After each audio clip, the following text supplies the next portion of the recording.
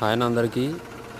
ఈరోజు ఇగో మన కట్టెలు దొబ్బనికి వచ్చిన ఫస్ట్ పార్ట్లోనే చూపించిన కదా మొత్తం ఎట్లా కట్టాలో 5 మడకలకి వంకలకి వచ్చిన చూడండి ఎట్లా ఇప్పాలో ఎట్లా వెనక్కి దొబ్బాలో చూపిస్తా. ఇదిగో తాడు ఇట్లా పంగలలో దూర్చినాం కదా, దీన్ని ఇట్లా 5 మడకలు కట్టిన తిప్పుకోవాలి. ఇది కొచ్చగా పెట్టుకోవాలి. ఇది మంట మీద కాల్చుకొని స్టవ్ మీద కాల్చుకొని తాడుని కొచ్చగా పెట్టుకోవాలి. అటైతే పంగలలో మడసంగా దూరం వస్తుంది. ముడేస్తే అడ్డం పడుతుంది పంగలను.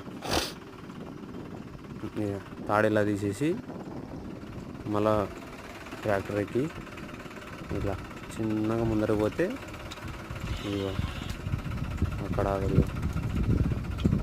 అక్కడ పంగలోంచి బయటకు వస్తుంది అన్నమాట. ఇట్లా మెల్లగా అట్లా అది కొచ్చగా చేసుకోవాలి. తాడు కొచ్చగా ఉండాలి. ఇదిగో ఇట్లా పైన ఉండేటివి కిందికి దిగి తీసేసుకోవాలి.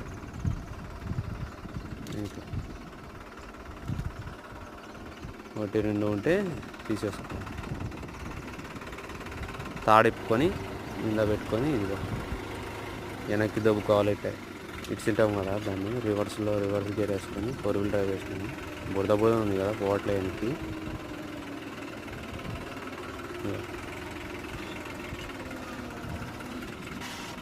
ఇట్లా యాంగిల్ చూసుకొని మొత్తం వెనక్కి దొబ్బుకోవాలి. ఇలా మంచిగా వెనక్కి దొబ్బుకుంటే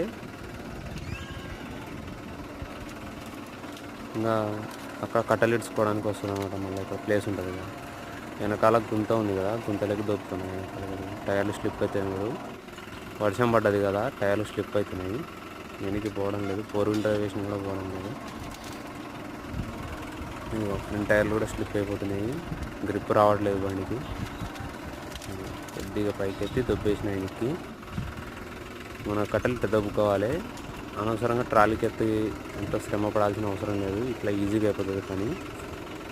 ఎవరైనా మునక్కట్టలు బయటికి వెళ్ళాలంటే ఇట్లనే చేసుకోండి, ఈజీగా అవుతుంది పని. ఉంటా మరి, బాయ్.